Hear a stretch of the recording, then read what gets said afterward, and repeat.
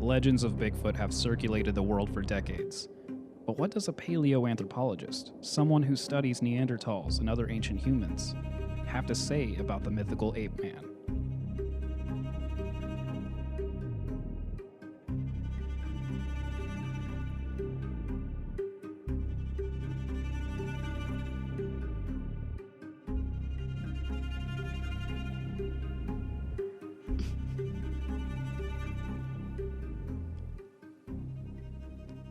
Hey, welcome to another episode of the Y-Files podcast. We are exploring the theories, history, and the why of paranormal phenomena. My name is Bryce. My name's Mariah. Yeah, it was a good intro, right? Did you like that? Yeah. You were laughing. I like mythical ape-man. I was pretty proud of that. I like mythical ape-man. That was a good one. I'm gonna remember that one. Guys, if you haven't found out from that intro today, we have a pretty exciting episode. This is Mariah's special. She was really invested in doing an episode on Bigfoot, and we really kind of blew this one out of the park, I feel like. Without speaking too much on it, today we are joined by Josh Lindal, a PhD student in paleoanthropology at the University of Manitoba, and we're going to get some of his thoughts on Bigfoot. So pretty exciting. Stick around for it. But first, we have some pretty big news. Yep, we do. We are now ghoststop.com affiliates. So that means when you use our affiliate link down in the description to buy Ghost Stop's top-notch ghost hunting equipment, you will directly be supporting the show. Ghost Stop has everything you need from beginner starter kits to professional kits. And right now, every order, you will receive a free flashlight pin, a free glowing Gus keychain, and of course, reward tokens that will apply to your next order on ghoststop.com. But we're taking it an extra step. We're in the holiday spirit, and we want to celebrate our new affiliation with Ghost Stop. So we are offering a random customer who uses our affiliate link a $20 gift card to ghoststop.com. And that's all yours if you follow these rules. First, just click on the affiliate link down in the description and purchase an item that's $15 or more. Then fill out our form linked also in the description, and that's it. That's all you have to do. You have until December 1st to do those two things for a chance to receive our $20 gift card to Ghost Stop. We will then announce the winner on our next episode. So good luck to everyone. Final note, you can also view these links anytime in our link tree. That's found on our Twitter bio and our YouTube page banner. Again, you can find these links in our link tree, in our Twitter bio, and our YouTube page banner. Now, let's get on to the show. I have some clips for you. Oh, goody. I got some good ones for you, so I hope you're excited. I'm excited. I'm not going to lie. This is usually my favorite part of the show. I like it, too. All right, you ready? I think so. Okay, so we're kind of focusing on cryptids here, so I found some very weird cryptid videos. What do you think this is? Whenever I first saw it, I kind of maybe thought it was like a white dog with a black head. Mm-hmm. That's definitely like a naked person. I know, but crawling on all fours. Very quickly, though, like kind of suspiciously quickly, right? I mean, it kind of looks like a weird dog, though. If you look how far apart its legs are, those two front legs, say if it is a dog, those two front legs, which would be arms if it was a human, they're just too far apart. And the way they're erratically kind of like crawling, they're almost, you know what I mean? Yeah. So I'm going to put that in the category called drugs or cryptids. You're like, it's not a freaking dog. It kind of looks like a dog, okay? That's literally what I thought the first time I saw it. Yeah. A greyhound dog, the same kind of dog that's on 50/50, Skeletor. All right. Are you ready for another clip? We're going to blast through these. I have a handful today. All right. You ready? Yes. Or did you get the chance to digest that one? I guess. Okay. Here's this one. In the back of my yard. Let me see if I can flip this around. This one had me rolling. That's the exact motherfucking spot now. That's my backyard. I'm zooming in a little bit. Why are these always the most convincing? It's these videos. This is the exact spot that I just... All right, not gonna lie. There it is in slow-mo. Listen, dog. What in the is going on? That is the ghost of Bigfoot. So if you look at that, to me, I don't know what you see, but I see like it it's just so tall. Mm-hmm. And it looks really slender at the bottom and thick on top, almost as if like a deer were like running like on its hind legs or So something. like a skinwalker or something like that? Some kind of cryptid. I'm not sure what to think. I'm scrolling back over this in slow-mo. You see that? Look how it has like a one leg touching the ground as if, it's running. But like, man, people don't look like that. No. What is that? I don't know. That's weird. But these are always the most convincing videos, aren't they? Mm-hmm. All right, let's go to our third video. And of course, we had to do this one for this episode. So this is actually a stabilized 4K rendering of the original Patterson-Gimlin film, the famous Bigfoot film. And what are your thoughts on this video, actually? I mean, I think it's pretty convincing. Really? Yeah, I think so. I think it looks, I don't know. It looks like Bigfoot. Yeah, I feel like this one's the most talked about. It's always the most talked about, it seems like, as far as Bigfoot evidence, And it kind of makes me wonder why. And I know there's jokes about, like, oh, there's Bigfoot, let's get out our shaky, blurry camera or whatever. Just memes about that kind of thing. Like, Bigfoot only arrives if you have a terrible quality camera. Mm-hmm. But that's why I love that video, is because it's a 4K stabilized rendering of the video. I don't know if you remember the original, but it's like... Yeah, it's really shaky and crazy. All right, our last clip, and then we'll head on to our guest. This is actually a never-before-seen cryptid video that I did. I did some very deep digging on the internet. I'm really not sure if I should be showing this here on the podcast, but I found it, and I just want to share it with you. Let me know what you think.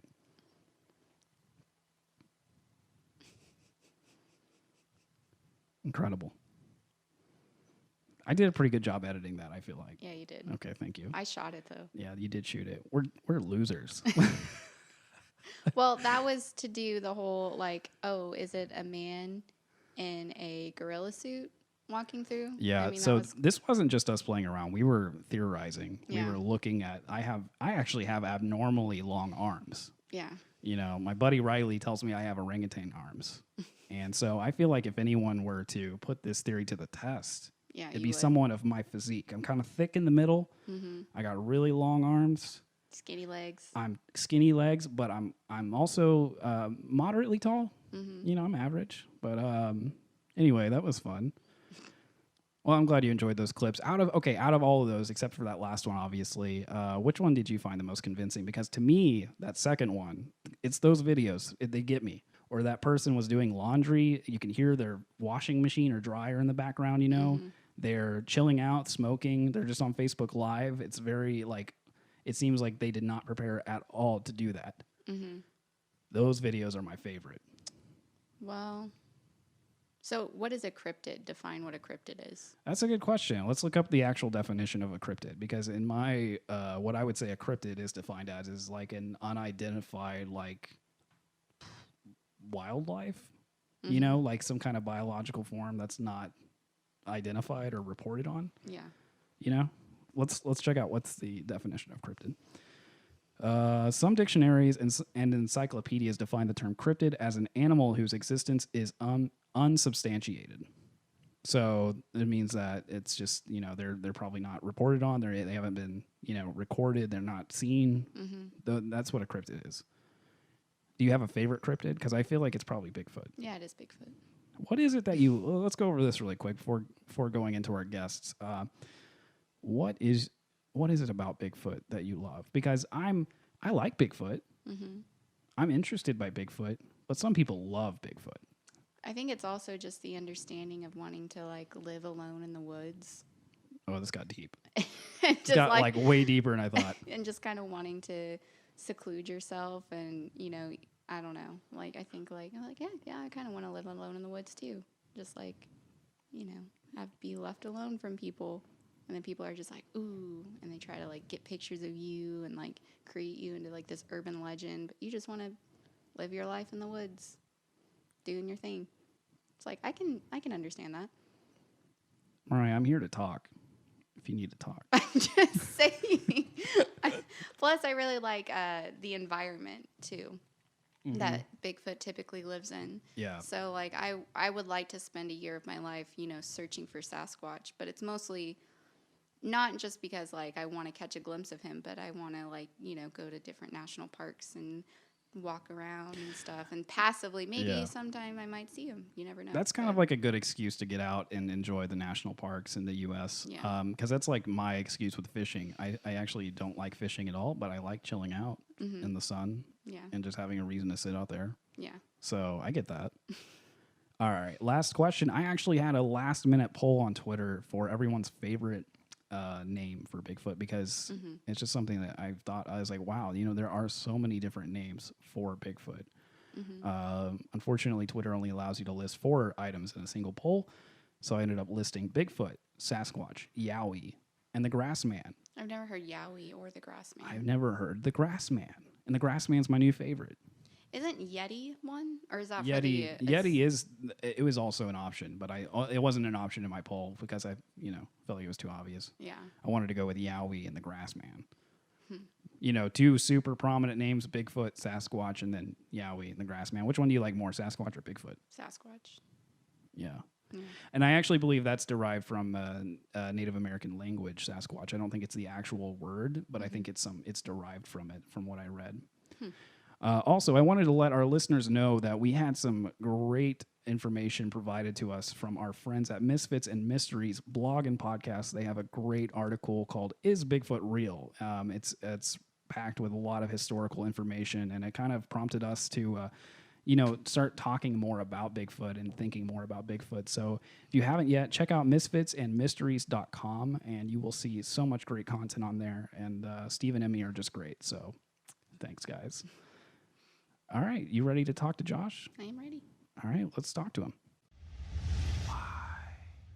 All right, joining us is Josh Lindal, paleoanthropologist and PhD student at the University of Manitoba, here to kind of tell us a little bit more about his thoughts on Bigfoot. Josh, we are so appreciative for you taking the time to be here today.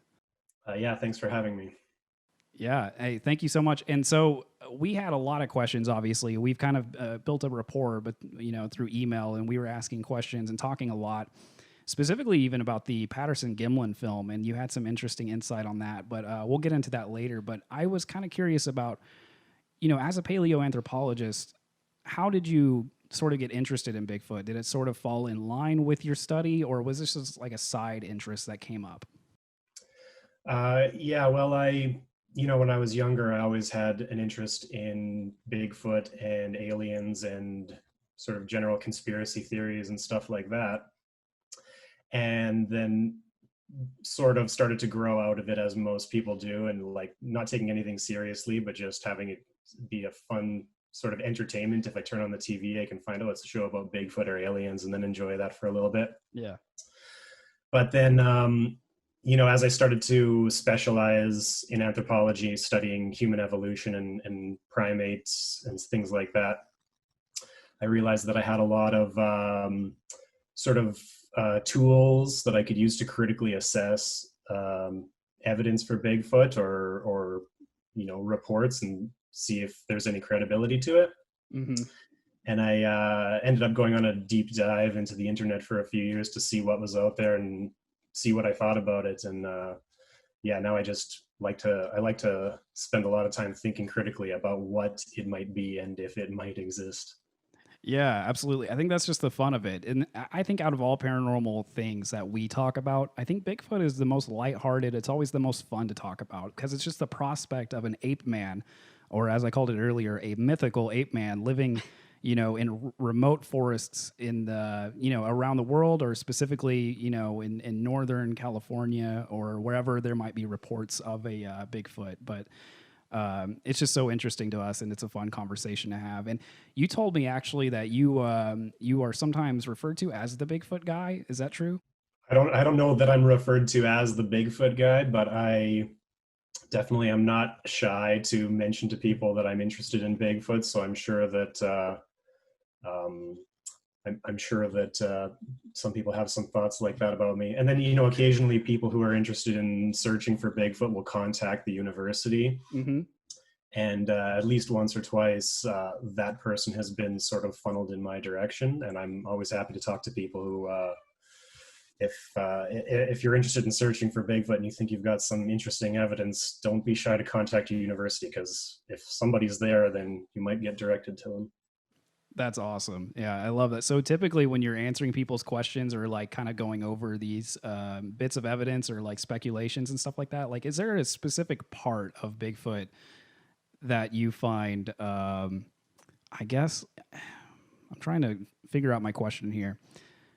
What is it about Bigfoot that you find plausible?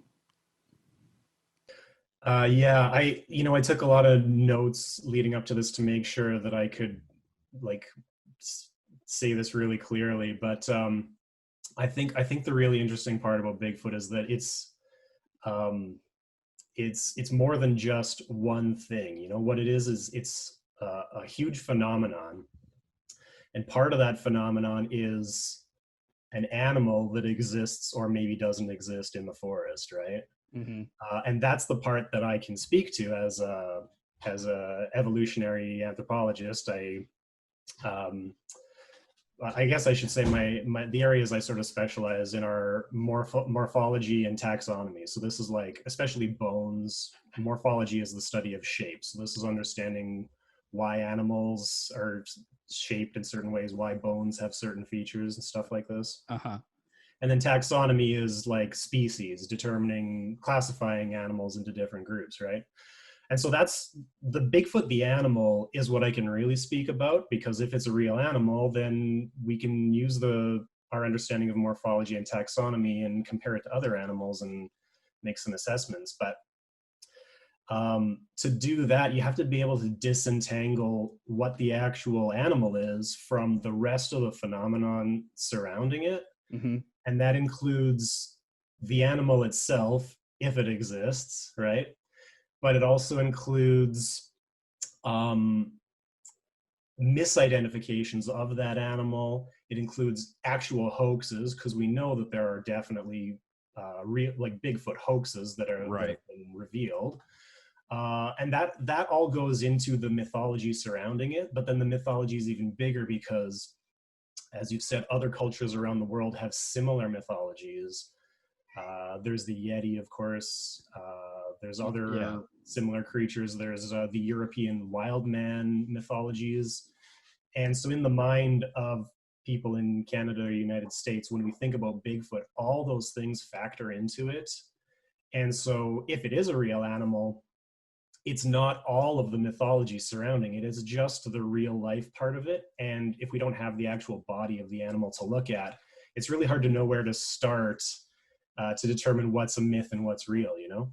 Yeah, absolutely. And it's so curious that, there are these overlapping mythologies in several parts of the world, talking about the Bigfoot, the Yeti, and as you called it, the European wild man. Through your own, I guess, forum research, whenever you went through that, did you find any similarities or clear overlapping characteristics of those that could lead you to think that this is a single type of specimen? I think that some of these mythologies sort of overlap in a way that it could be a related animal in different places if it exists. Mm-hmm. And then some of them definitely don't. Like the Australia has the Yowie, if you're familiar with that one, which is basically the Australian version of Bigfoot. Okay, we heard that word earlier. We did a Twitter poll about people's favorite word for Bigfoot because there's just so many, and Yowie was one of them that we listed. And our favorite, the new favorite for us, is the Grass Man. I have heard Yowie before. I never heard the Grass Man, so I don't know where that originates. But yeah, so the Yowie in Australia. Now, the problem with that is Australia is an island that's been separated from the rest of the continents for so long, and it has very unique animals for that reason. Mm-hmm. It has kangaroos and wombats and these things, and it doesn't have animals that are closely related to the animals in the rest of Asia. And so if this Bigfoot or Yeti is supposed to be an ape, it's just not really plausible for it to have gotten across the ocean to Australia. So in that case, if the Australian one is a real animal, it's not likely that it's closely related to the same one in the rest of the world if it's if it's real, right? Yeah, that's fascinating. That's an interesting thing to think about. So we do have some questions that we wanted to go over with you, and Mariah had some specific ones that she wanted to shoot your way. So go for it. Well, one of the first questions I had kind of goes along with what you were talking about. So, what are your thoughts about kind of the missing link theories that people have in regards to Bigfoot being kind of part of like the evolutionary like chain from like, apes to humans? Well, I mean, as a scientist, I have to do the scientist thing and say that, this is kind of an outdated way of thinking about evolution, right? So you use the word the chain, right? There's a famous painting, Mm-hmm. the March of Progress, where it goes from a monkey up to a human. And then I think it was Aristotle all the way back to the ancient Greeks that had the great chain of being, right? And so in evolution today, this model of a straight line from the past to the present is really way more complicated than that. So we started with this march of progress in a straight line. And then we realized in human evolution, it doesn't go from monkey to human, it goes to a whole bunch of different types of humans. And they all lived on Earth at the same time, and almost all of them went extinct, and we are the only one that's left. And they're not our ancestors, they're our cousins that went extinct. So we turned this into a branching tree instead of a chain, right? Mm. Mm-hmm. And now today, we're shifting again because we realize this tree is not really accurate either, because all these different humans that used to be alive, this is during the ice ages. There were Neanderthals, which I'm sure you're familiar with, Denisovans, you might know about, and there were others too. We don't even give them species names that much anymore because it's becoming so hard to determine where we should draw the lines between them. Mm. And that's because now we can get DNA from these ancient humans, and what we're realizing is that they were all interbreeding with one another on a pretty regular basis.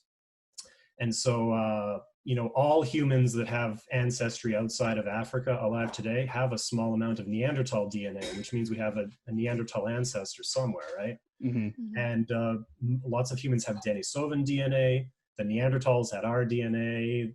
The Neanderthals and Denisovans mixed with each other. And so now the model we're looking towards is a braided stream. It's like a river that branches off, but then it comes back together and mixes again, and it keeps doing this. And so when we talk about a missing link isn't something that we talk about in paleoanthropology because there really isn't a missing link. There are gaps in the fossil record, but every time you find something to fill one of those gaps, you just end up with two gaps in between, right? So there's always going to be a missing link until you find, a direct chain of, parents and offspring going back millions of years, and that just doesn't happen. So that's the semantic answer, that we don't look for missing links. The more direct answer to be how would Bigfoot relate to human evolution? Yeah. That's a pretty complicated question, and I would like to get into it, but I feel like maybe we should take a step back. And you mentioned the Patterson-Gimlin film. I think we should start with that, Sure. Mm-hmm. and then lead into getting back to the more complicated stuff. Yeah, Yeah. no, you can tell we're excited because we're just hitting you with all the strong questions we have first. But yeah, I agree. Let's take it back to that film. Which yeah. was in the 70s, right? Yeah, I think Isn't it was that one? actually 1958. Oh, it was older than that. I think so. The Patterson film was 1967. Oh, okay, my bad. We were both wrong. Okay. And I think that this is a good place to start because, like I said, the phenomenon of Bigfoot is bigger than the animal. And I think that the Patterson-Gimlin film is really the beginning of the modern Western mythology of Bigfoot. Mm-hmm. Because it gave a face to it. And that's when anybody thinks of Bigfoot, that's what they see, right? Right. Mhm. Like even like this is the famous frame from Oh, you that wore your film, Bigfoot right? shirt. Great. Yeah. So whenever anybody thinks of Bigfoot, you're thinking of this face, right? Mhm. Yeah. And so the Patterson-Gimlin film, it really started the popular idea of what Bigfoot is today. And so yeah, when we try to think about what Bigfoot is, we think about this face and this body, and there's other reports, but everything that came after this film, when somebody reported seeing a Bigfoot, they probably had this in mind, and that's influencing their perception of what they're seeing, Right. And so you sent me some videos, and we talked about all the possible videos of Bigfoot, and there is not a video that's as good as this one from 1967. Since then, everything else that since then is blurry or out of focus. Yeah. And I think part of the answer is that a lot of things people are seeing are just misidentifications. So if the camera is more clear, you can tell it's not a Bigfoot. And if the camera is blurry, it could be anything, and therefore you could decide it is a Bigfoot. So yeah, if we want to talk scientifically about what Bigfoot is, we don't have a body to go off of. I can't study its bones as a scientist. All we can look at is what people say it looks like, and what people say it looks like has so much to do with this footage. And so I think we should start with the footage and see what is actually in the video, and then use that as our starting point for trying to predict what kind of animal we think Bigfoot is and how it relates to the human lineage. Yeah, absolutely. And I had a quick question about, because we did talk about the video, and I guess we're fortunate enough to have a stabilized in 4K rendering of the Patterson-Gimlin film, which really sheds a whole new light on it for me, because you kind of see more details, for obvious reasons. But something I pointed out in our email is that it was the first time I noticed Bigfoot having breasts, and I asked you about that, and you said that this is something that a lot of people have noted. Definitely, if you go online and look for discussions about this video, and there are tons of discussions about this video, it definitely does have breasts in the video. If it's a real animal, that makes sense because it's a mammal. I guess we can start looking at the other traits it has and sort of narrow down what it is. And obviously it has hair, so that makes it a mammal. We can start at that most basic level. Right. It has breasts, and that's the other trait of mammals. Obviously, all mammals produce milk. That's where the word mammal comes from, right? Mammary. So if it's a mammal, it makes sense that it's going to have breasts, and probably about half the population is going to be females. So it makes perfect sense that it would have breasts, right? Yeah. There's a very male-centric bias in our society, so you wouldn't think about Bigfoot having breasts, but then if you stop and think about it for a second, obviously half of them are going to have breasts. This just makes sense. Well, this is something our friends from the Misfits and Mysteries podcast, they had brought up in a Twitter chain, and I think they ended up writing a blog. They said something like, where are all the female Bigfoots? And, it's a silly thought, but it's something I never really thought of either, because you're right. We are a male-centric society, I suppose, because I always imagine Bigfoot being like a male, animal, and so it kind of sheds a whole new light. Of course, like you said, half of the population would have to be female, so it's very interesting to think about.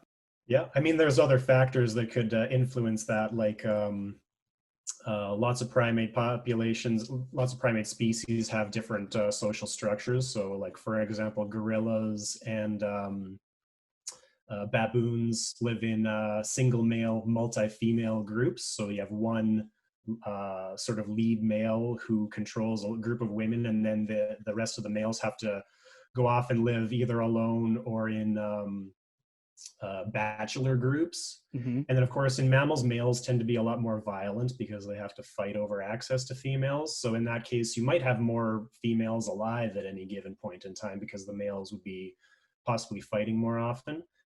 That depends on what we can predict about how Bigfoot social structure would be organized. But I guess that's jumping the gun a little bit, because so far we've acknowledged it has hair and breasts, and that makes it a mammal. Mm-hmm. But the other important things in the video, we can see it walks bipedally like a human, and no other apes walk bipedally. So that puts it very closely related to humans, first of all. It also has a very flat human-like face. Mm-hmm. It has opposable thumbs, and all primates have opposable thumbs. It also has no tail, and apes don't have tails, but other primates and most mammals have tails. And the other thing is its feet. It has human-like feet that don't have a divergent big toe. And so other apes and monkeys have have opposable big toes, just like on their hands. Mm-hmm. So based on that footage alone, you'd want to make an assessment that it was really closely related to humans. It's definitely a mammal, probably a primate, and if it's a primate, it's an ape, because apes don't have tails, and they have primate opposable thumbs.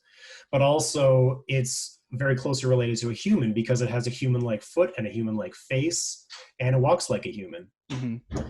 And so at the first glance, based on that footage, you want to say that this is somewhere on the human lineage, not a modern human like us today, like not a Homo sapiens, but possibly something that branched off within the last 2.5 million years, because that's when the human lineage begins with early humans such as Homo habilis and Homo erectus. So that would be my first instinct looking at that footage. I want to say it's probably on the human lineage. We would therefore have to name it a Homo something, like humans are Homo sapiens, Neanderthals are Homo neanderthalensis. Wow. We would want to call it Homo Sasquatch or whatever. Yeah, that's fascinating. But obviously, this is the beginning of the interview, so there's other evidence that we have to consider as well.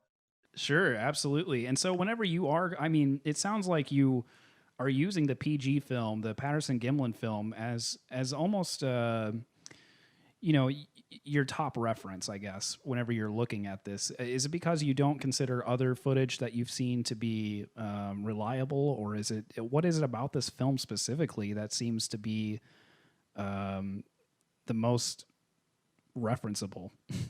I think that it really is the cultural force of it, because it's so prominent in the mythology of Bigfoot. I don't necessarily think that it's particularly accurate, but it definitely represents the common perception of what Bigfoot is. Actually, do you know about John Green? Not the YouTuber and author, but the Bigfoot researcher who died in the early 2000s, I think. No, I don't. I was about to say, yeah, the author. No. From John Green.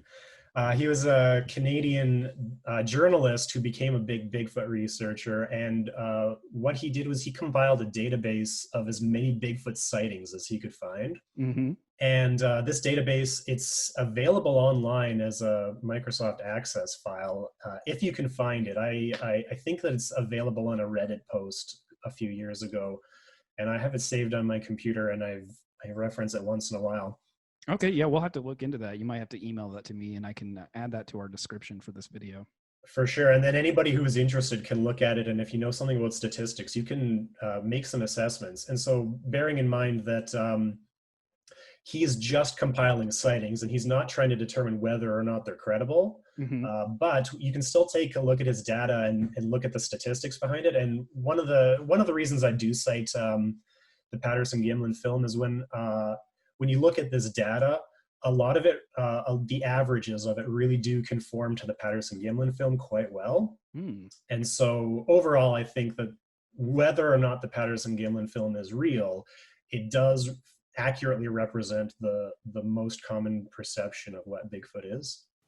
And does it also correlate geographically? Does it narrow down, I guess, like as far as sightings go and things like that? Does it have a correlation of the top places in the U.S. or Canada, or just let's just say North America? Absolutely. He records everything very meticulously. So you can, if you're interested, I've spent hours just looking at statistics from the sightings, and he records every state and province that he's recording it in. I think he's only recording in Canada and the USA. Mm-hmm. It is recorded. He has recordings from, I think, pretty much every state and province in North America.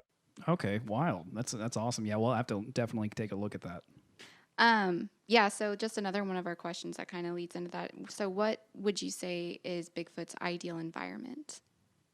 These questions are so hard to answer because we don't have an animal to study. So what we can look at is what kind of environments do primates live in, and what could be a plausible environment, right?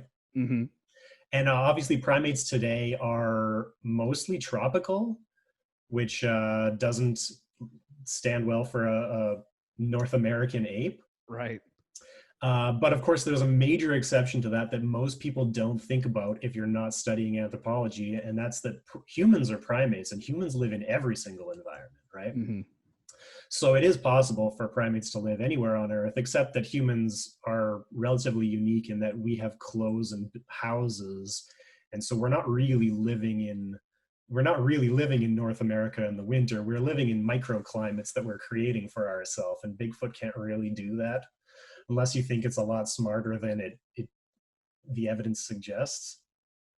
So, but yeah, if we think about other primates, most of them are tropical. But actually, let's go back to the beginning, the end of the dinosaurs. Okay. Okay. Well, we're going really far back. All right. This is a great place to go when we're talking about mammals, because I think everyone knows that there were mammals when the dinosaurs lived, but they were like little rodents, and they couldn't evolve to be bigger because dinosaurs were filling that niche, right? Uh-huh. So in order to grow bigger, you'd have to compete with the dinosaurs, and it just wasn't feasible. But when the dinosaurs die, that's when the mammals take over, and now suddenly there's this big animal niche that there's no competitors. So mammals can start growing really, really big, right? And so from 65 million years ago, when all mammals look like little rodents, they start branching out into all the different kinds of mammals we see today. And so the primates branch off, 65 million years ago, like everything else does. And then they branch off into a group that's going to become lemurs and lorises, and then the other group is going to become monkeys, right? Mm-hmm. From within those monkeys, a lineage branches off that becomes apes. And some of the main differences are that apes are a little bit heavier than monkeys. They tend to be living more on the ground than in the trees. And they don't have tails. That's one of the key characteristics of apes, right? And so today, there's like maybe 25 species of apes altogether. That includes a couple species of chimps, a few species of gorilla, a few species of orangutans, and then some gibbons and humans. And that's all of the apes that are alive today. During the Miocene period, when apes first emerged, this is, I think it's 5 to 20 million years ago, somewhere in this range. Okay. This is when apes first emerged. And when they emerged, they went through what we call an adaptive radiation. This is when one lineage evolves into a whole bunch of different groups very quickly. And this is the radiation. They radiate out into multiple different forms. And so apes first emerged probably around Africa, but then they went through this radiation and moved all over Europe and Asia. And at the height during the Miocene, there were probably like 200 species of apes, and they lived all over the place. Mm-hmm. We call it the planet of the apes when we're teaching it, because I want to be hip and relevant for the young kids. But it's perfect for this podcast. So even though apes today, apart from humans, the apes that we have today are mostly close to endangered, and they only live in tropical forests. But during the Miocene and then the Pliocene and the Pleistocene, during this period, the environment gets colder and colder and colder until the Pleistocene is the Ice Age, okay? Mm-hmm. And the Ice Age is when humans evolved, but lots of apes lived all over Europe and Asia during the Pleistocene as well. During the Ice Age, there were actually monkeys living in Europe. So like the Neanderthals were living in some of the same environments as monkeys that we would consider tropical today. And so during this period, Asia has all different kinds of apes living all over the place. And then you're familiar with the Bering Land Bridge? Yes. Isn't that the connection between Alaska and Asia? Or not Alaska, it's North America and Asia, right? Yeah, it is between Alaska and Siberia. Oh, okay, there it is. Got it. Yeah, so this is because during the Ice Age, when snow fell on the ice caps, it wouldn't melt and then run back into the ocean. It would stay locked in the ice caps. Mm-hmm. So over time, the ocean levels would get lower because the rainfall and snow is freezing on the land and not getting back to the ocean. And so this is why there's a land bridge connecting North America and Asia. It's because the sea levels were much lower. And it's not really accurate to call it a bridge because we call it Beringia It's really a continent. It was 1,000 kilometers across, like 600 miles across. Mm-hmm.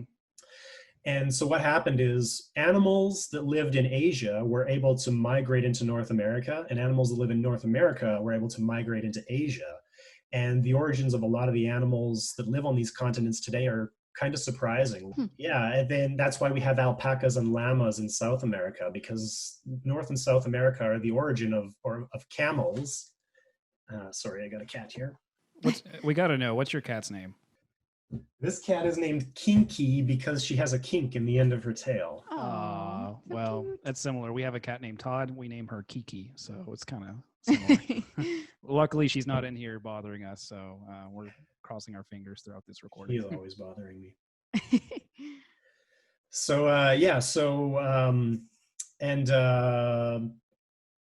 Other animals like, elephants are native to Asia and Africa, but woolly mammoths, of course, lived in Siberia, and they also got to North America across the land bridge, right? Mm-hmm. And of course, humans who originally evolved in Africa, and then modern humans like us also evolved in Africa later. When humans first migrated into North and South America, this is also most likely the route that they took, probably somewhere between 15 and 30,000 years ago. Okay. So this was a major connection which really mixed the animals that live in North America and Asia. And so you can imagine if during the Pleistocene, there were lots of different species of apes living in Asia, and there was a land bridge that was connected between Asia and North America, and most other animals that we know about crossed this bridge and mixed these populations. It's not really implausible to think that there could have been an ape that crossed along with them. And of course, the problem is just that there's no evidence. We never found any fossils of apes in northern Siberia or in Alaska or in any part of North America. So it's possible, but we just don't have any evidence of it.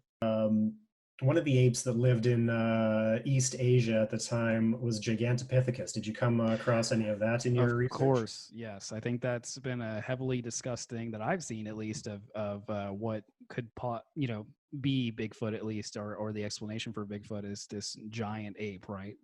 Which I don't know if it was bipedal. I don't know if it really did that, but I guess this is what people like to refer to when they're discussing Bigfoot, if I'm not mistaken.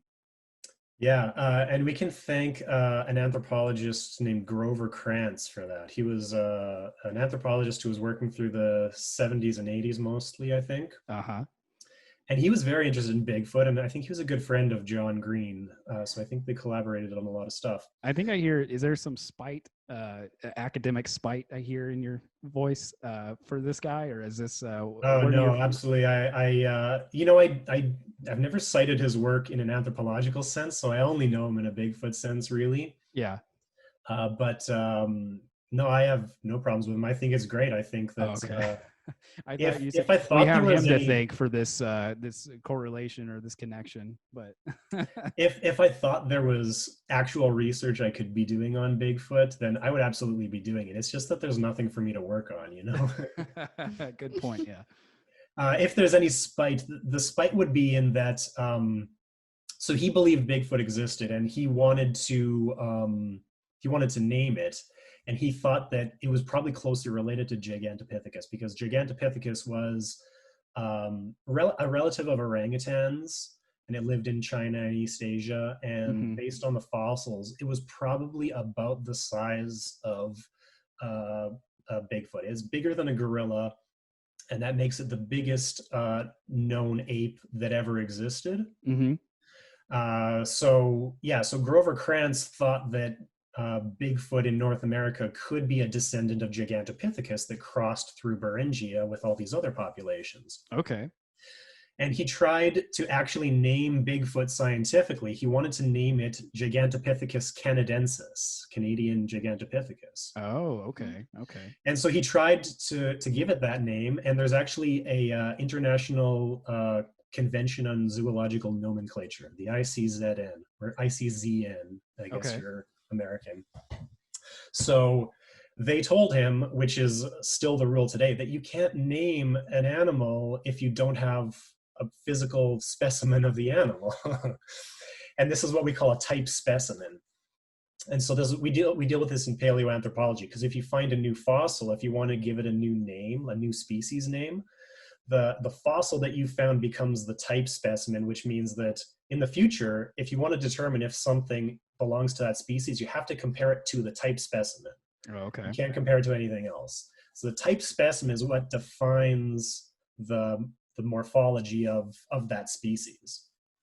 And so they told him you can't name Gigantopithecus a species unless you have a type specimen, because then how is anybody going to compare it, like new specimens to it, to determine if it's the same species, right? Uh-huh. Anyway, the reason that if you sense some spite, it could be that Gigantopithecus wasn't bipedal, and we don't have any evidence of that. And the reason is because the fossil record of Gigantopithecus is only teeth and like 1 or 2 jaw bones. Okay. We don't have any skulls. We don't have any bones below the neck, just teeth and jaw bones. So that's enough to know that it was an ape. Uh-huh. It's enough to know that it was similar to an orangutan or a gorilla, and enough to get some sense of size, because like the jawbone of Gigantopithecus is like this big. Yeah.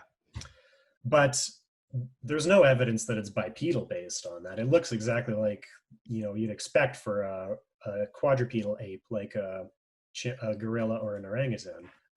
So the whole reason that Gigantopithecus is potentially an ancestor of Bigfoot is just because it's very big. It lived in Asia, so it could connect the Yeti myth with the Bigfoot myth through the Bering Land Bridge. Vaguely plausible, but once again, there's just no evidence of that at all.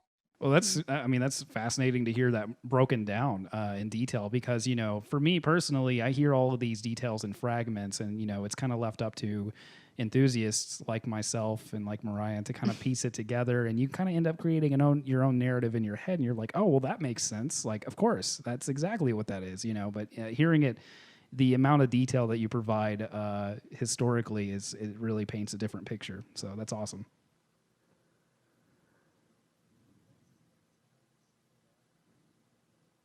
Okay, can I ask this question, Mariah? Is it the yeah? Well, the I had anatomically- a stupid question I had to throw in there. I had a fun one for me, because so we had a question come up, and I don't remember if this was just a conversation we were having, but it was just like a silly thought that we had. But yeah, is Bigfoot's foot proportionate to the rest of its body? like where did the name Bigfoot come from? I Right. guess. I mean, obviously, from the tracks that we've seen, I'm sure most of them are hoaxes or whatever, but the footprints that have been shown are always huge, right? So that's the name given. It's a Bigfoot. It's got big feet. But what if the foot is actually just larger than its actual body? What if it just has disproportionate size of feet? So I wanted to ask a very credible paleoanthropologist this question. So Josh, let us know what you think about the size of the feet.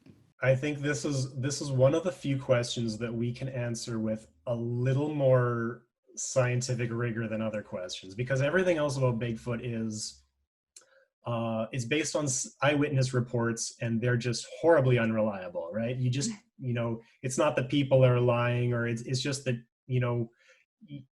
people's memory and their perception just isn't as clear as most people want to believe it is. Sure, yeah. So you can't trust eyewitness accounts, but we have footprints, and we can measure footprints, and you have to determine whether or not the footprints are a hoax or a misidentification, because when bears walk, they'll step one foot in another foot, and you end up with an elongated footprint with toes. So a lot of the time, bear footprints get mistaken. That is mind-blowing. I've never thought about Yeah, that. I've never but heard that. That is fascinating. Yeah, but so an average person could see that and mistake it, but most people who are familiar with tracking wildlife can tell a bear footprint even in that case. Yeah, so footprints are the only piece of evidence that we have that we can sort of take measurements on and like find some sort of quantifiable data. And the term Bigfoot, this is what it comes from. It comes from footprints, because in decades before the Patterson footage,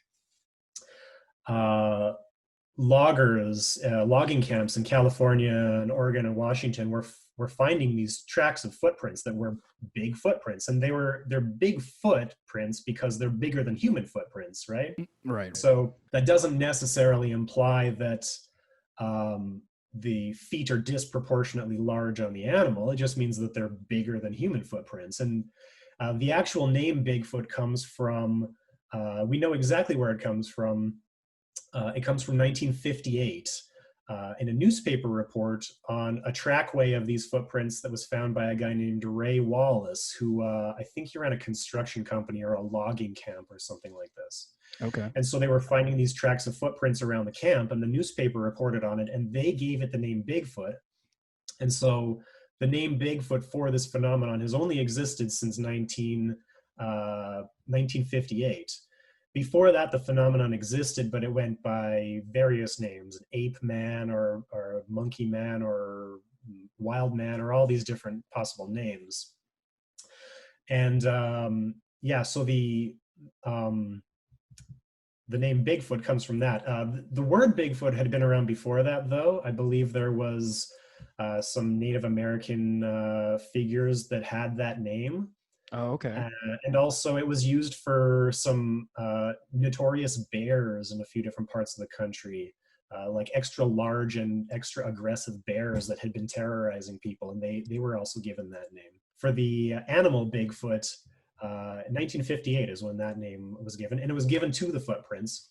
But now the interesting thing is, because we have footprints, we can take casts of them and measure them and document them like a real form of evidence.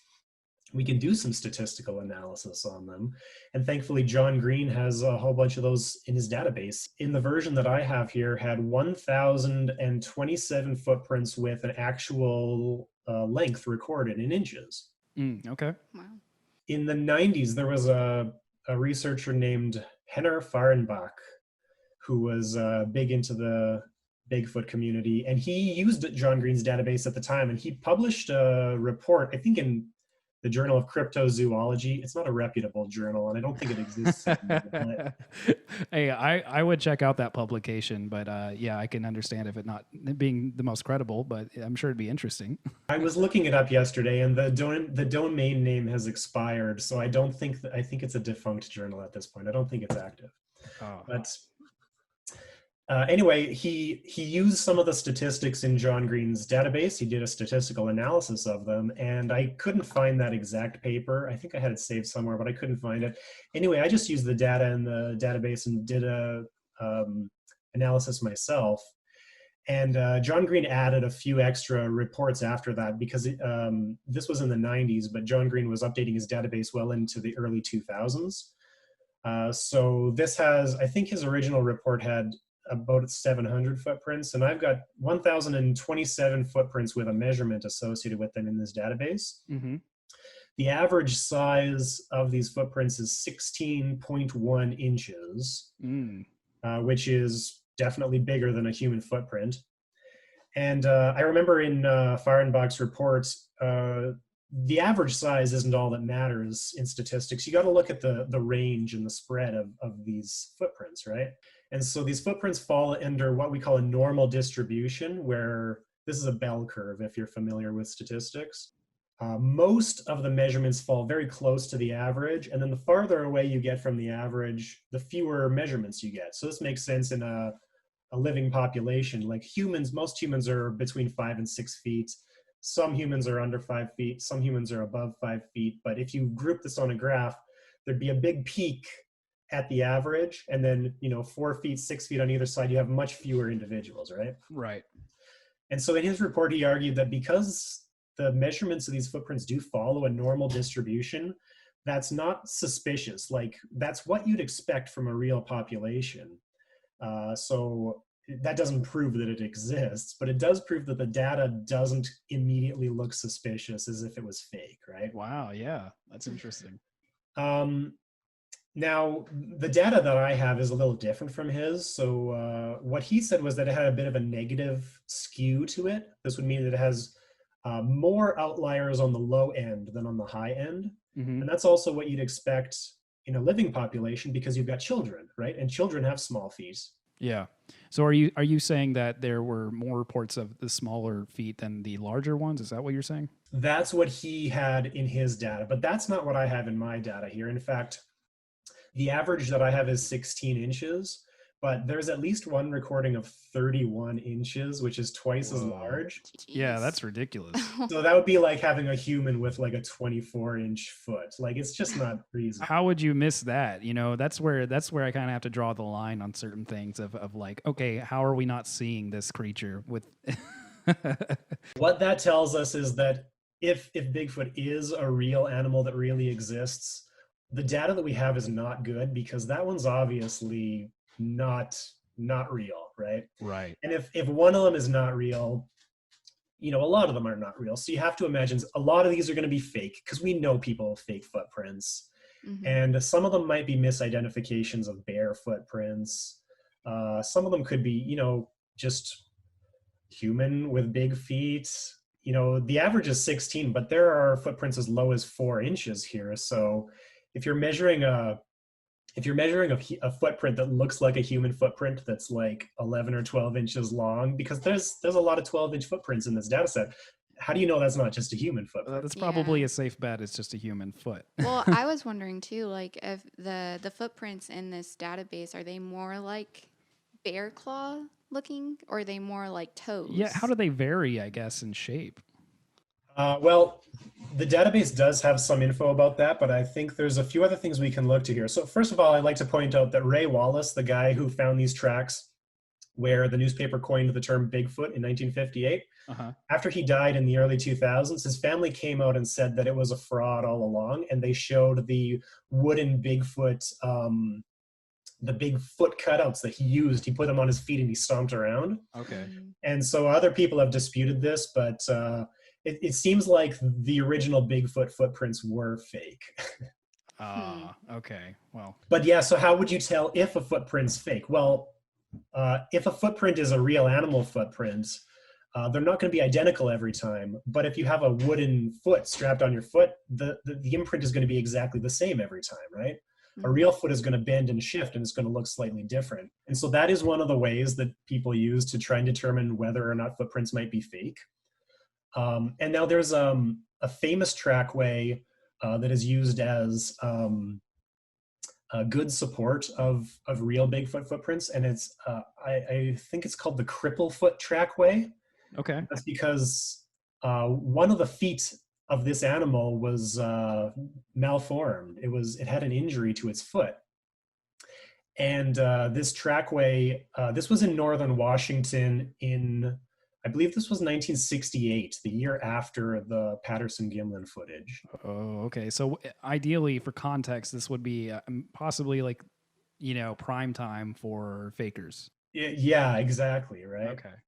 So, and in fact, after this trackway was found, Wikipedia has 3 definite hoaxes in the years following this from the same town. So, yeah, even if there is something that's possibly real, it always spawns hoaxes, right? But anyway, so the Cripplefoot Trackway, the reason that people think it's plausible is because one of the feet was injured. So again, why would you fake an injured footprint? You want to, if you're faking it, you want to have nice, clear footprints so it's clear that it's a Bigfoot, right? And then the other thing is because the foot is injured, the footprint is slightly different every time because it's, limping on its foot. So it's trying not to put pressure on it or something like that, So I think one of these trackways had 1,000 footprints and they were not all identical, like they came out of a wooden stamp. Mm. So that's one of the things to look for in trying to quickly rule out obvious hoaxes. If the foot looks too perfect and they all look identical in a line, then it's probably somebody with a fake foot on the bottom of their shoe. Yeah, that's a great detail. And to the fact that if this is a fake, what a great way to, I guess, increase the credibility of it. That's pretty smart. if someone was behind that and they were thinking that that was their goal, was to make it more credible. I mean, these people had to know something of how these reports were, I guess, viewed, by the scientific community or whoever is looking at these. They must have known that this would add the credibility to it. an anthropologist at Idaho State University who's very active studying Bigfoot right now, named Jeff Meldrum. Did he come up in your research? No, we sure didn't. Yeah, we kind of left it.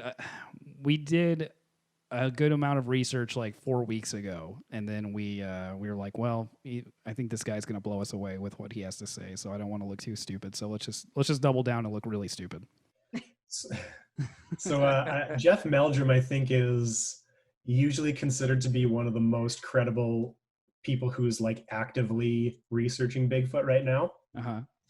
And the footprints is what he focuses on because that's really the only evidence that you can actually study in a scientific way. And there's a trait that he thinks he's identified in these footprints that makes them plausible to him. And this is what he calls the mid-tarsal break. So the tarsals are the bones in the middle of your foot, right? Okay. And your heel. A human foot is a very specialized primate foot because, as we said, other primates have a opposable big toe, which makes their foot a lot like a hand, right? Right.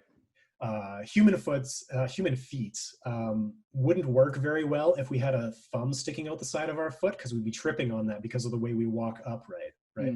So our foot is, we call it a derived trait. We have a very unique morphology in our foot that's turned it into a very stiff lever, and that lever makes us very efficient at walking on 2 feet. And what that part of that process in evolution was for these bones in the center here to become very rigidly aligned with one another. So we don't have a joint in the middle of our foot. Like you can't bend your foot in the middle like you can more or less with your hand. Your whole hand is a little bit flexible in the middle here, right? Uh-huh. But in your foot, you've got the heel and the ball, and then between that is the arch, and that whole structure doesn't really bend at all. It's a pretty solid lever. Only your toes will bend at the end of your foot, right? And so when you look at a human footprint, it's got 2 deep depressions where we put all of our weight. You put all of your weight on your heel and on the ball of your foot, and that leaves distinct depressions in the footprint. Right. In the footprints, the Bigfoot footprints that he thinks are credible, he sees a depression in the center of it as well, which shows that Bigfoot is placing its weight on a broader area of its foot. And he attributes this to a joint in the center of those tarsal bones, the mid-tarsal break, he calls it. So instead of having a solid lever structure, when Bigfoot steps, the heel will lift, but the center of the foot has a joint, so it bends at the center first, and then it bends at the ball after that. And it leaves 3 distinct depressions rather than the 2 of a human foot. And so, yeah, so other primates have this sort of flexible joint in the center of their foot because they use their feet different from humans, but humans don't have this joint. And so, first of all, he says, why would somebody who's faking a Bigfoot footprint know that that joint would be there in a primate? Yeah. And second of all, he's saying that because this joint is present, that supports Bigfoot being a primate that's not a human, because a human wouldn't have that joint in his footprint, but a primate would. Okay. And so he's looking at that as evidence that Bigfoot is a primate, and using that to rule out which footprints are real and which ones are fake. That's a wild detail. You know, I've never even heard of that, but that's a very interesting detail to have into. Again, I'm coming from the perspective that these are fake, right? So I'm thinking of the work or the time that these people are putting into it, and I just can't imagine the people who are typically into hoaxing doing this much research before, you know, carrying out that hoax. So that's just like, I think I'm more of a believer now. I don't know. I mean, the obvious problem is that if somebody didn't do the research, then it's pretty easy to prove the hoax is a hoax. But if they did do the research, then maybe all these things that look real actually were just really meticulous hoaxes, you know? For sure, yeah. I mean, you know, it goes either way, but it definitely sells it to me more because I guess I don't have as much faith in people, you know, doing the work. But if they are going to fake it, you know, so I love that. That's just a detail I've never even heard of, and I love that. We've gone over enough morphological evidence, and this is where I want to get into the taxonomical part, because taxonomy to me is very fun and interesting, and that maybe is going to turn off people because taxonomy is just the system of classification, which just on the face of it sounds boring, but that's my favorite thing. In taxonomy, there's a method that we use these days called cladistics, and I'm sure that you haven't heard of cladistics. Sure haven't. No, I haven't. So this is, it's a very sort of simple concept, but when I'm teaching undergrad students, I find that it's not really intuitive to get your head around right away. So I'm a little reluctant to try and pull us into this. Yeah. I'm not sure I'll be able to do it justice in a few minutes here, but I think it's really important. The way taxonomy works is basically you want to classify animals together into groups, right? So, you have birds, reptiles, mammals, and then you have different hierarchies. So you have the kingdom, phylum, class, order, family, genus, species. This is what taxonomy is. It's determining how to categorize animals into groups, fundamentally based on how similar they are to one another, right? So you can understand if they're the same genus or the same species, then that means they're similar to one another. Okay. The traditional way to do this is to just look at their morphology and their traits and determine if they look similar, then they're probably closely related.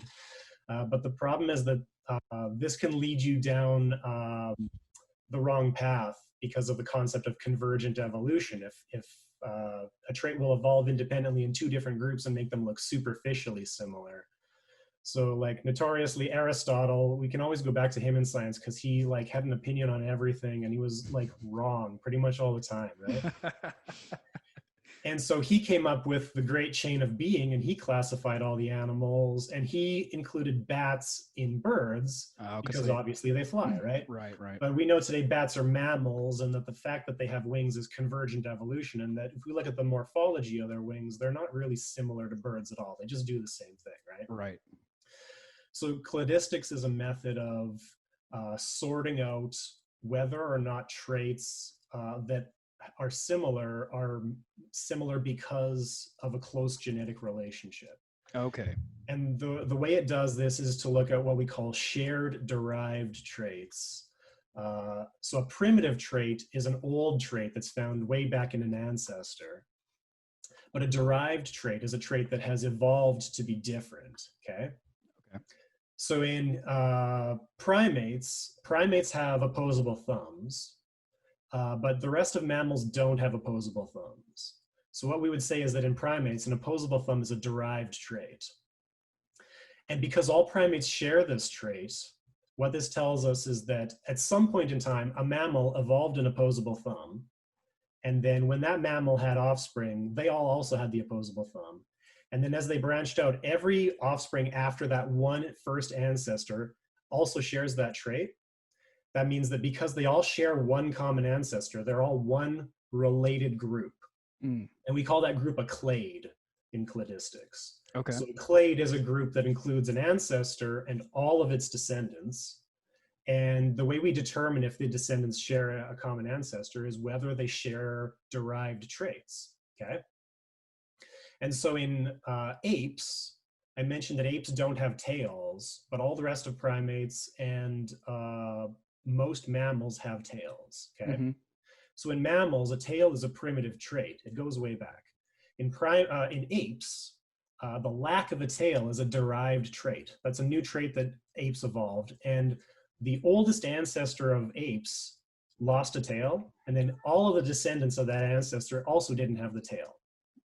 And so this is cladistics. We look at traits that they share, and we determine if they share the trait because of a shared ancestry. And if they do, that makes them a clade, and that means that they're a closely related group. Does that make sense on the face of it? Yeah. I think that I can see that you're definitely giving us like a surface level definition of this, and I appreciate that. And so, yeah, I think I'm there. So let's step back to the characteristics of the Bigfoot in the Patterson-Gimlin footage. Okay. Who, by the way, is nicknamed Patty after Patterson.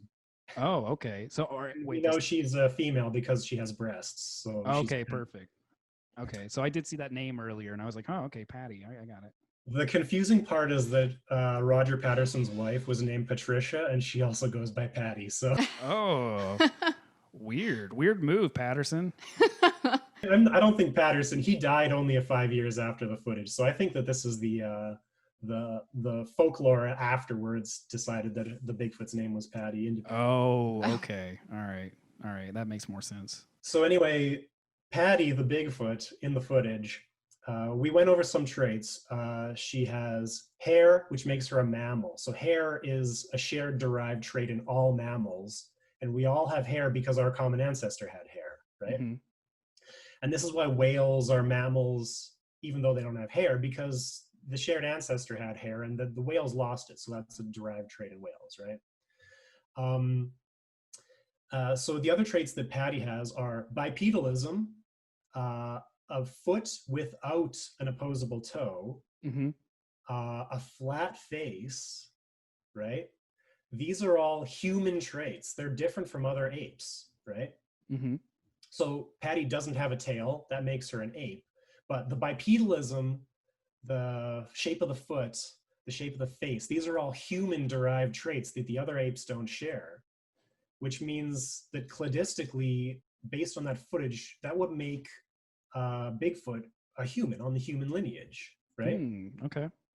But now there's a problem with the footprints because, as you recall, Jeff Meldrum's concept of the mid-tarsal break, that's the joint in the middle of the foot. Right. He says that that is a trait that's shared by the rest of primates, the apes, right? Right. But humans don't have that trait. So humans have a derived trait in the foot, and that is a stiff midfoot and not a joint in the midfoot. This makes this a primitive trait, but we know that the derived trait in humans evolved very early, like before humans were actually humans. In our earlier ancestors called Australopithecus, this was a pre-human ape that walked on 2 feet, but wasn't a human yet. Okay. And so it shares the bipedalism derived trait with humans, and that puts it on the human lineage. But already in the foot bones of Australopithecus that we've found, we can see, or actually we have footprints from Australopithecus. There's a famous trackway in Laetoli, Tanzania, and you can actually find a 3D model of this online if you look hard enough.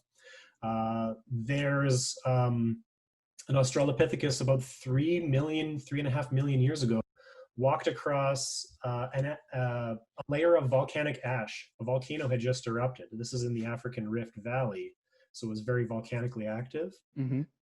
2 Australopithecus walked across this trackway and left their footprints in the volcanic ash, and then the volcanic ash very rapidly turned into stone. It was, buried and formed into stone over a few thousand years. And they don't have this mid-tarsal break in their footprints. And so what we can see is that before humans were even human, we had already evolved the human-like foot. And so what that means is that if Bigfoot is on the human lineage, it should have the human-derived trait of the no mid-tarsal break in its foot. So what we're seeing here is that cladistically, the popular conception of what Bigfoot is from the Patterson film says it's basically a human. It's not a Homo sapiens, but it's a type of human because it shares all the most important human traits. Yeah. But if we look at the footprints, which, as I said, are the only measurable evidence, the footprints say that it's not a human. They say it's an ape, but it's on a separate lineage from humans. Yeah. So what do we do with this conflicting information then? Yeah, what do we do with this conflicting information, right? We sit with it for now because there's nothing else we can really do, right? Yeah.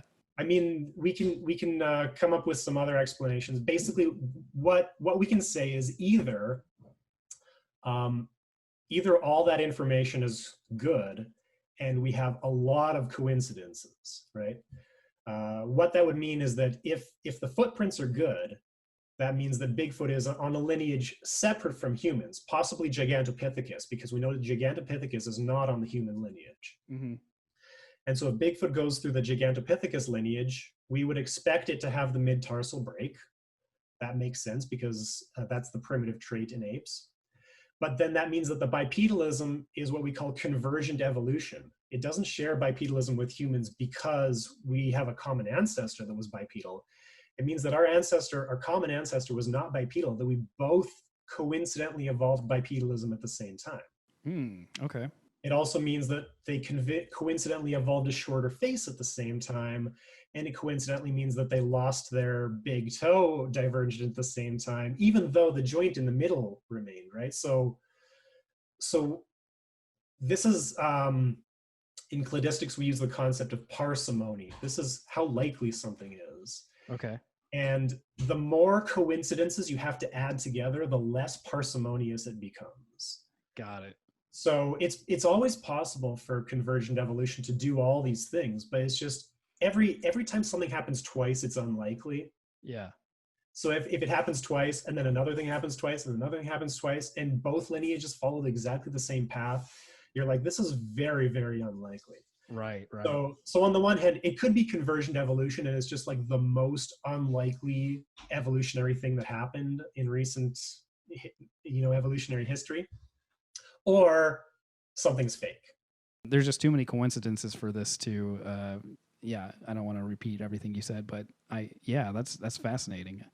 And just to be clear, I think that in our culture, we really gravitate towards black and white thinking. Uh-huh. I don't want to get political, but you're American, you know how this is playing out, right? You're on one side or you're on the other side, right? Absolutely. And there's more than two possibilities. It's not that all of Bigfoot is real or all of Bigfoot is fake. It's that definitely a lot of Bigfoot sightings are bears, right? Mm-hmm. Because people don't want to admit that they saw something that they didn't think they saw, or you know what I mean? But bears are very similar to Bigfoot. They're about the same size. They can walk on 2 feet. They're the same color. They're hairy. They don't have tails, really. Like bears have a tail, but it's very short, so it's easy to not see it. Yeah. So I would guess that most Bigfoot sightings are just bears. The other thing is that a lot of Bigfoot sightings are hoaxes, and we know there are known hoaxes, and that means that there's also unknown hoaxes. There could be so many different things, and all of them can be true at the same time. And what this does is it whittles away the possibility of Bigfoot. But as long as there's one sighting that can't be explained, science can never prove a negative, right? You can't prove Bigfoot doesn't exist. You can just prove that each individual case is not the Bigfoot, right? Right, right. And so something, I'm not quite ready to wrap up, but that last thing you said where it can't be unproven necessarily, but with you and your perspective on this, what is your position, I guess, finally, on the plausibility of Bigfoot? I think we went over so many details and so many likelihoods and unlikelihoods, but where does this leave you personally? Like as far as like plausibility or probability goes, I don't want to like give a number because there's no way to measure that, or at least I couldn't imagine how to do it. My statistics background is not good enough. What I'll say is that, like, as an anthropologist, if Bigfoot's a primate and it exists, like that's a career building thing, right? Like I'm the author on a paper that found the first Neanderthal in Serbia. I'm author on the paper that found the first monkey fossil from Serbia. If you can have your name on a first, like that's great, right? Yeah. If I could have my name on the paper that found the first Bigfoot in known to science, like that would make a career. And any anthropologist or primatologist would put their name on that if they believed it was real, right? If they could demonstrate that it was real. And right now, as the evidence stands, I would say that this is not a career path for me. So That's fair enough. That's a really good way of putting it. Now, but again, I do want to get your personal view. I know you, just personally though, do you have any, I guess, closing remarks about Bigfoot as a whole, all of the time that you've spent researching it, all the information that you've provided us? Is there any kind of closing statement that you would have about your personal views on Bigfoot? Yeah, I think, I'm interested in doing science, but I'm also really interested in the role of science in society. Mm-hmm. And like, science can be really boring, and sometimes I hate doing it. And that's why I look into Bigfoot online, right? Because it's just so much more fun. And Um, I think people have an idea sometimes about what science is. And one of the things when I'm dealing with people who are interested in Bigfoot online, like they're upset that scientists don't take them seriously. And I kind of want to reiterate to them that Bigfoot is more than what science says it is, right? Science can't say what Bigfoot is if there's nothing for science to look at, but science can only look at hard material evidence, right? Mm-hmm. And so if science says, like, science can't say Bigfoot doesn't exist. If science says it can't say Bigfoot does exist, that doesn't mean that it doesn't exist, right? And as we started off the interview with, like, the phenomenon of Bigfoot is so much bigger than the just material animal that Bigfoot might be if it exists.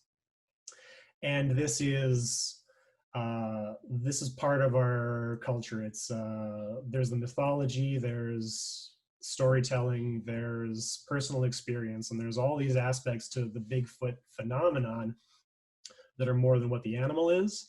And whether or not the animal exists, all of that still has value. Absolutely. That's a terrific way to wrap up. I think it has a cultural significance, as you point out.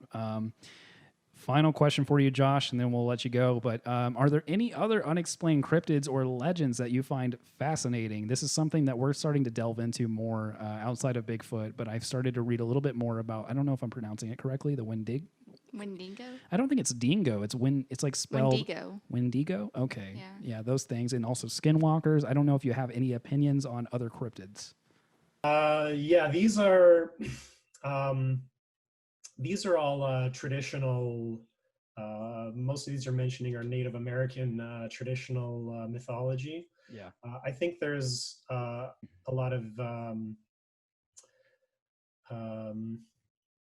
there's a lot of value in exploring traditional stories and things like this, but I can't connect any other creatures to a real living creature in this way, so I don't have that much interest in them.